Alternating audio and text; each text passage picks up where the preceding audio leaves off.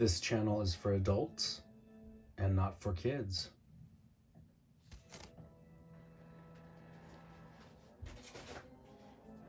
Hey guys, thanks for stopping back by. So today I thought I would show you guys some cool monsters.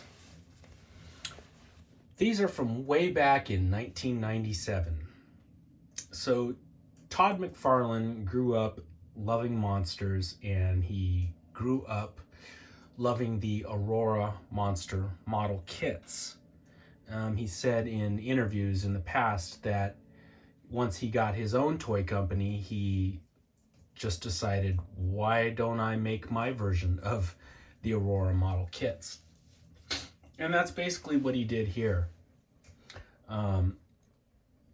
So basically they're little dioramas, little scenes that depict a monster and a victim, or another figure that goes along with the monster. Like I said, the first set, these came out in 1997, and I'm going to show you guys a bunch of these little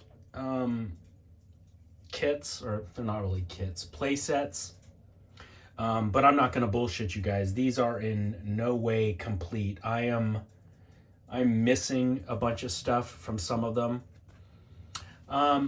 Before I get into this, let me just show you guys what I'm talking about. So a lot of the early McFarlane stuff, and especially a lot of the early NECA stuff, is just made with very inferior plastic. The shit gets brittle. Case in point, I picked up another Flyboy figure. This is from NECA. And I picked up another one. I was going to customize it, do something different with it. This is not the one that I showed you guys in my Dawn of the Dead Flyboy video. This is another one that I picked up. And it was still in the package. And I opened it up, and I had forgotten how the original NECA stuff was. And I went to move the arm, just moving the arm gently like this, and that motherfucker cracked right off. Now, we pay about, what do we pay for those Universal Monster NECA figures? Like $45 a figure? And there's no way we would pay that if NECA hadn't got their shit together and started using better plastic. Like, I'm afraid to even move this one. This one might crack too. But yeah, it was sort of a running joke in the toy community for a long time about NECA figures and their quality. Like, a lot of times their shit would just break right out of the package, and it was just sort of known among toy collectors. Thank God they fixed this bullshit. This is not something we deal with anymore. You get one of those expensive NECA figures, and you can move it right out of the package, or you apply a little heat to it and it moves like a charm. McFarlane stuff is the same way. You would never encounter that nowadays with the McFarlane Spawn stuff, or the DC stuff, or any of the stuff that they put out. That's just not an issue anymore. Well, back during these days, that shit was an issue. They used an inferior sort of plastic, and sometimes the shit would break right out of the package, and it was very frustrating. This is one of the figures I'm going to show you guys in a little bit. I had to glue this Hunchback's head on for this episode because it had just popped off. There was nothing pressing down on it. It didn't have any weight against it. Nobody knocked into it. It just got cheap and fell off. And that's why you have to be very careful with these early McFarlane and early NECA toys. Okay, all that negative out of the way. Let's get into this. So I really like this one a lot. This is obviously the Werewolf playset. It comes on this cool little base with a tree trunk, and the werewolf looks really good. I touched up the teeth on mine. They didn't come like that. I repainted the mouth and the teeth. And he comes he comes with this little scared shitless hunter. And let's take a better look at the figures. You guys got to forgive me. My allergies are going ape shit today.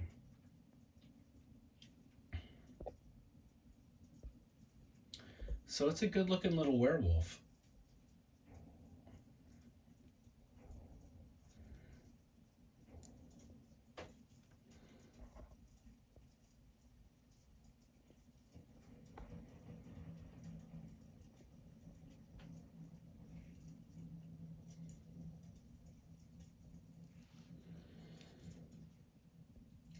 I remember when these first came out. So what did I say, 97? So I was 27 when these came out. And I was just beside myself. I thought, oh my God, how cool are these little monster action figures, little play sets. So back in the day, McFarlane used to be all over the place. You know, his Spawn figures are like 6 to 7 inches tall. And then he decided he wanted to do these figures, but 6 to 7 inch tall play sets, I guess, wasn't financially feasible. So he shrunk these down to, this is 3 3/4 inch. These are like Star Wars figures. The monsters are slightly bigger, but the people here are same as a Star Wars figure. So this little scared hunter with his little bald head. Anyway, the cool thing about him is you can rip his ass apart. There's his bones, and he comes apart. He's totally, you know, you can take apart every limb, rip him apart. And let's look at the little playset. You can store him in the tree, I believe. I haven't looked at these things for a few years, guys. I haven't played with them in a while, so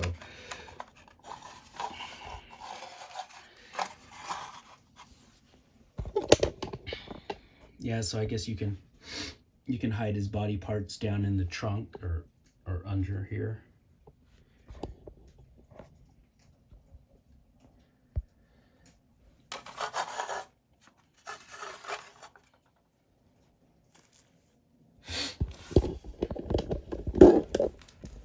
Oh man, I was doing housework, and when I was vacuuming, I guess I must have stirred up some dust or something. Man, my nose is going crazy. Ugh. I think this is my favorite one out of all these playsets. This werewolf one is my favorite.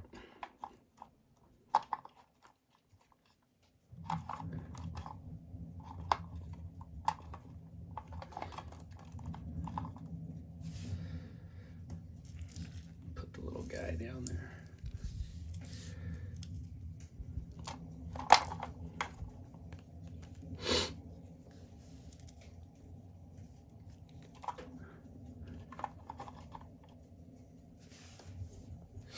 So that one's cool. I like that one a lot.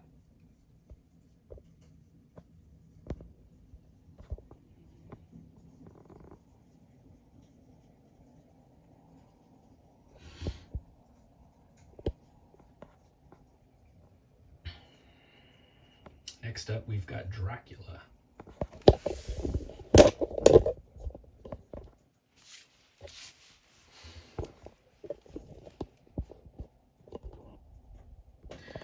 So Dracula comes with this cool little coffin, and he's got this vampire bat form, which is another little figure.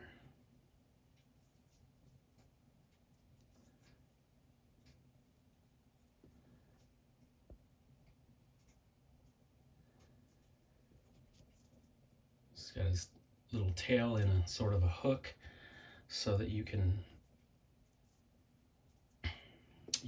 hang him.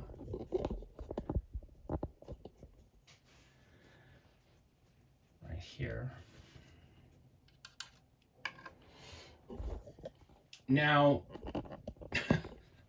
this doorway, this is supposed to be like an action gimmick. Let's fold his little wings up. I could never get this damn gimmick to work ever since I bought this thing. But you're supposed to, in theory, you're supposed to spin the little bat around. But he always gets stuck, you know? I couldn't get it to work then, and I can't get it to work now. But you're supposed to be able to spin the little door around, and there's Dracula. You know, you'd have Dracula standing up here, and then you can spin the little door around, and there's the bat. In theory, that's how it's supposed to work. But the bat is cumbersome, and his little wings get stuck, or his big fat fucking head gets stuck. But it doesn't. I could never get it to work. But he looks cool hanging there like that. Well, let's look at Dracula. This is a neat little figure.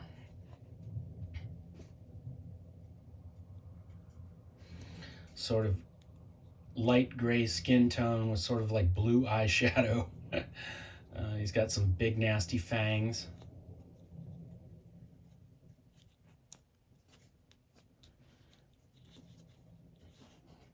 Cool little cape.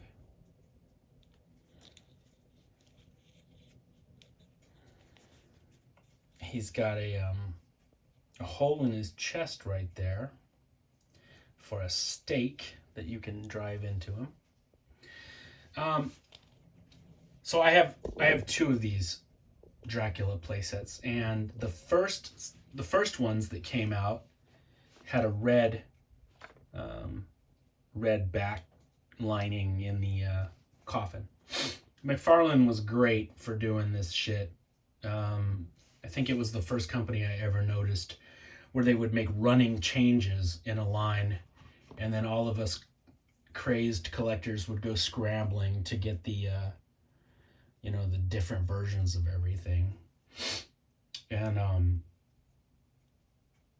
eventually McFarlane got hip to it, and he started making so let's say he came out with Spawn Series 9, and there would be 5 or 6 figures in that line. Well, then he would come out with Spawn Series 9, like 2.0, and it would be all the same 6 figures, but with different repainted differently, or some would have different heads. And so every single line of Spawn toys or McFarlane product started to get like 2 variations of everything. And after a while, that shit got old real quick. But this was just like a running color change. You guys remember those days? Now, some of the repainted figures were cool. But some of them were just kind of stupid, just like a cash grab. So this is like a long-haired Dracula. You fucking hippie.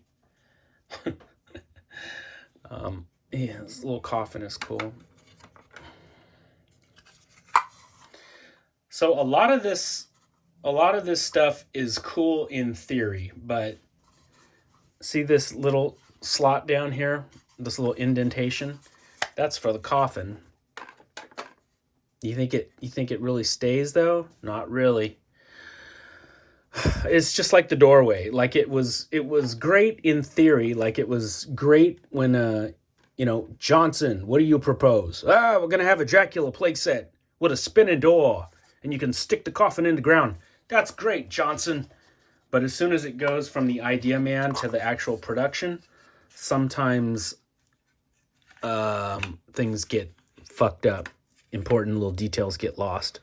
And you can't really, like, he doesn't want to stand up all that great. That's why I've got this candle back here sort of helping to prop up the coffin, because it just doesn't want to stay up all that great. Same thing with this door. It just doesn't want to do the little magic trick that it's supposed to do. Anyway, it's a cool little monster. It's a cool little playset. Like I said, though, I've got 2 of them. And like you see in this coffin, it's a white behind him. And there's the stake in his heart. So Van Helsing was here. It's got a little stake and a little hammer to drive that shit in.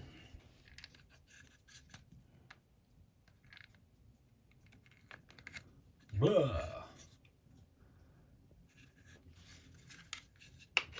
Yeah, I haven't seen these things for years. I just dug them out for this episode today. I kind of like playing with them, though. They're pretty neat. That bat's cool looking.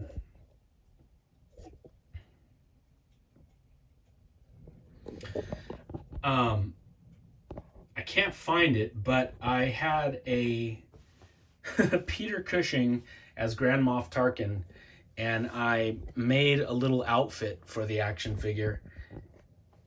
And I would pose him here with the hammer and the stake. And I cannot find what happened to that Peter Cushing. But it was an early custom. It didn't look all that great, but at least I had a Peter Cushing Van Helsing. All right, this is a cool one. And I'm pretty sure I'm missing some parts for this one. But it's okay.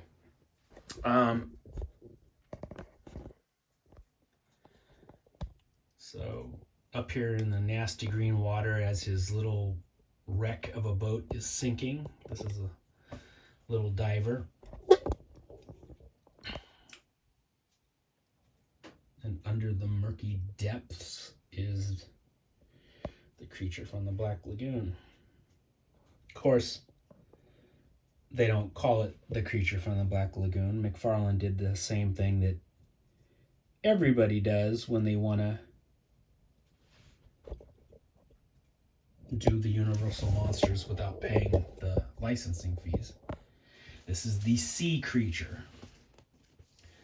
Dracula and a werewolf and Frankenstein, all that stuff's in the public domain, you know, because you can make a generic werewolf or Dracula. When it comes to the creature from the Black Lagoon, you just make it a water monster or a, you know, sea creature. That's how they get around it. This is a neat looking monster. He always reminded me of kind of humanoids from the deep. Like one of Lovecraft's deep ones.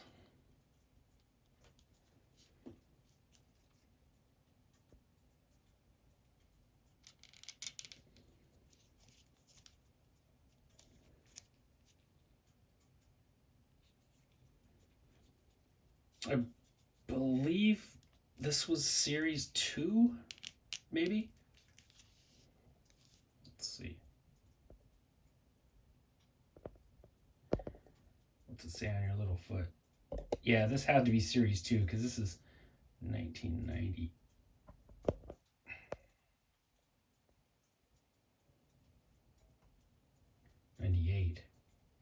And the originals came out in 97.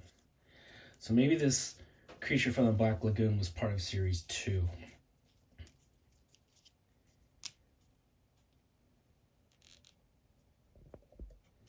He's definitely cool looking though.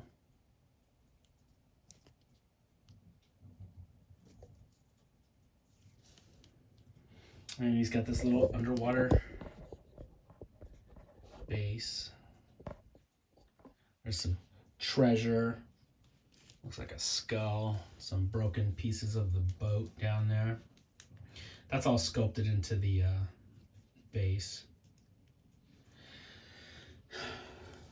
But the real reason to get it was for the little monster. That's the only reason to really get any of these. These are, like I said, really cool in theory. It's the execution that leaves a little something to be desired. Look at that dude. What the fuck's going on with your head, buddy? Have a little self-respect and shave your head. He's got his little diving helmet. He looks way cooler with the diving helmet on.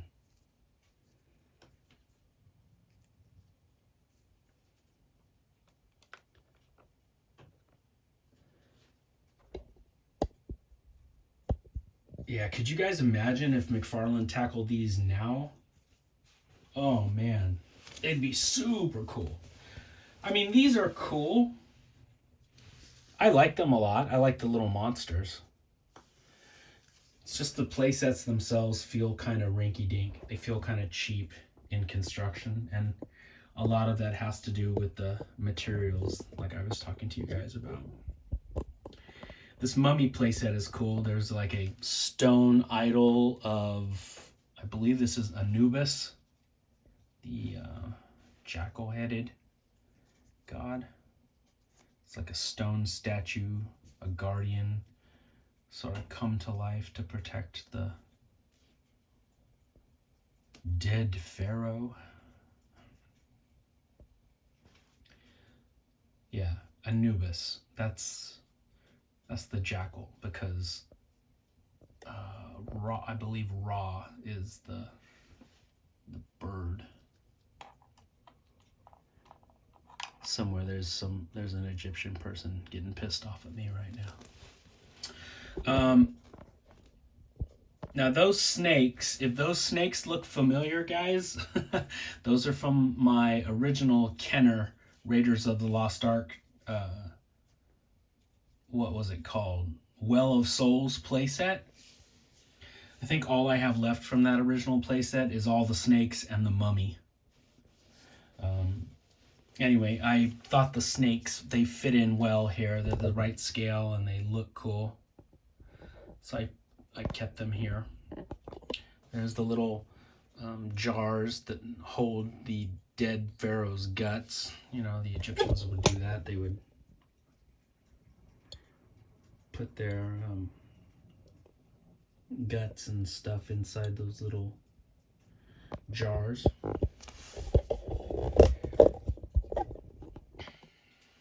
Let's look at the mummy.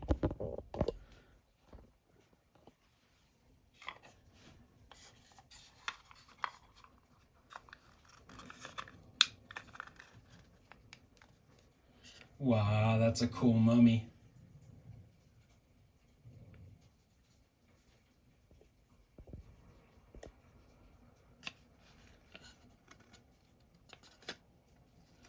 His jaw is all cut off.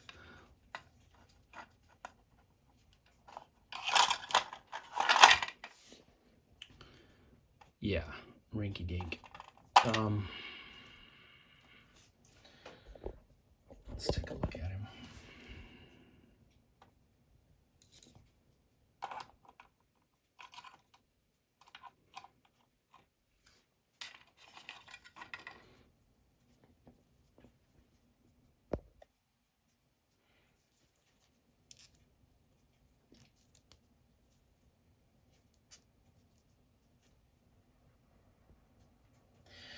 So McFarlane did come back and make 6-inch or 7-inch larger versions of these figures, and I'm going to show those off in the next video, guys.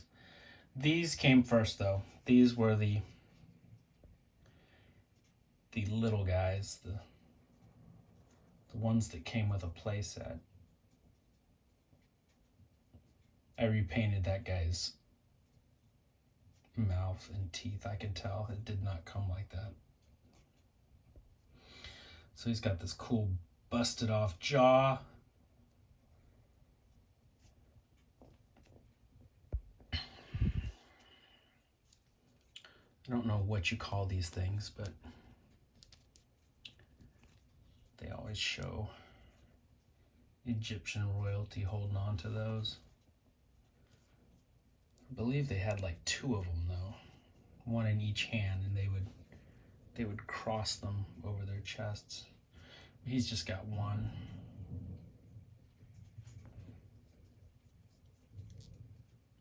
I like this mummy figure. He's really cool. But see, like, there's no real secure way to attach the sarcophagus to the base. You just kind of winging it.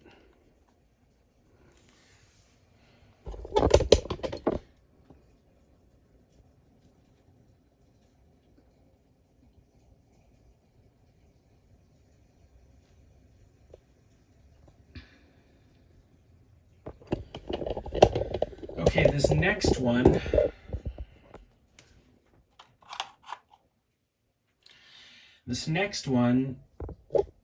I was going to say I Frankensteined it together.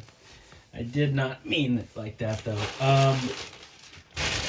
This next one is Frankenstein, but I believe in Series 1 they came out with a Frankenstein set, and then I also picked up the second Frankenstein set from Series 2. And I no longer have all those parts, the table and all that stuff. But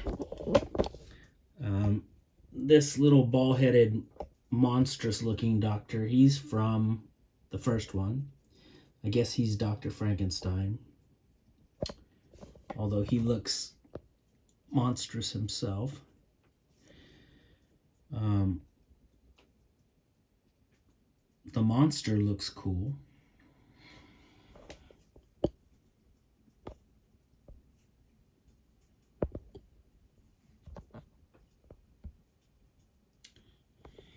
And you can take off that head and replace it with that head with the removable brain. And they've got all kinds of little bottles and books and guts and all kinds of shit. The second Doctor, this, goddamn, could you look any more 1990s? He's got his goatee. He's got his little, Jesus Christ. He's got his lesbian chic fucking ponytail right there with the sides of his head shaved. I don't even know what you call that style. Awful. That's what you call it. That's a hideous haircut. But yeah,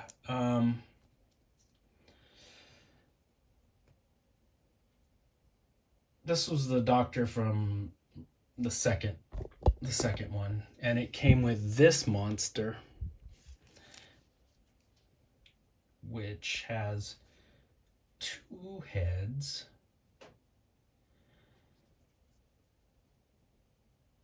I don't really like this one.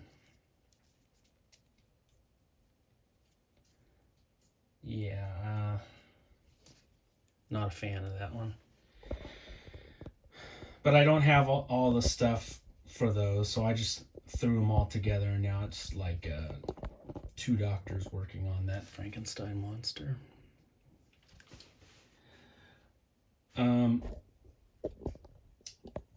This is all I have left from the Phantom of the Opera set. You've got this, this is the good guy.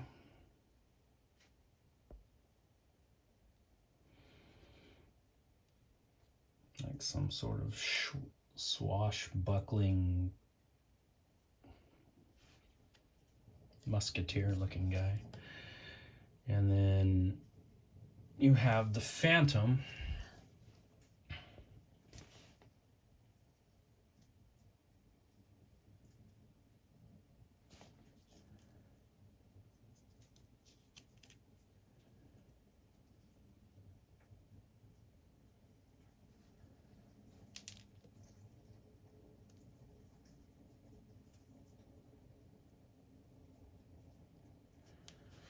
It's cooler looking without the mask. But I don't want to lose the little masks. We'll pop it back on for now. Yeah, he came with like, I think, if I remember right, he had like a big pipe organ that he came with, but I no longer have that. That cheaper plastic cracked in half and broke. And this, same thing, this was the Hunchback playset, and that playset cracked and broke also. But this is the Hunchback figure. And like I said, guys, I had to glue his head on for this video.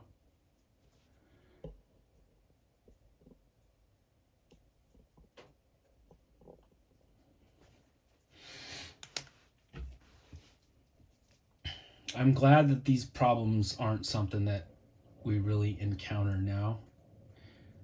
That Executioner's cool looking. He's cooler looking than the Hunchback. Yeah, I'm glad that that cheaper plastic isn't really an issue that we run into anymore. And when I purchased that Flyboy figure from Dawn of the Dead, I was reminded of it and just what a pain in the ass that was. And a lot of times I'm surprised that some of these companies lasted as long as they did, because I know it was an issue. I talked about it with other toy collectors at the time. It was just that cheaper plastic was a pain in the ass, and I'm glad we don't worry about this shit anymore. I'm glad when you buy a damn near $50 NECA action figure that you don't break its arms or legs off right out of the package.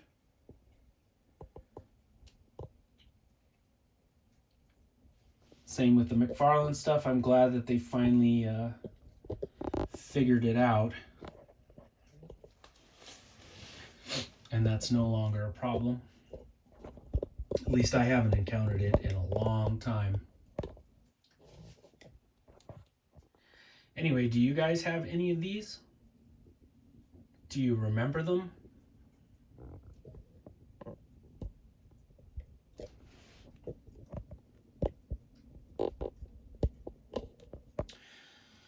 All right, my monster-loving friends, I will be back with the larger-sized McFarlane monster figures in the next video. I have to pack all these guys away and get those other ones out. And I only have a few of those, but they are really cool, and I think you guys will like taking a look at them. All right, guys, be back real soon. Happy Halloween.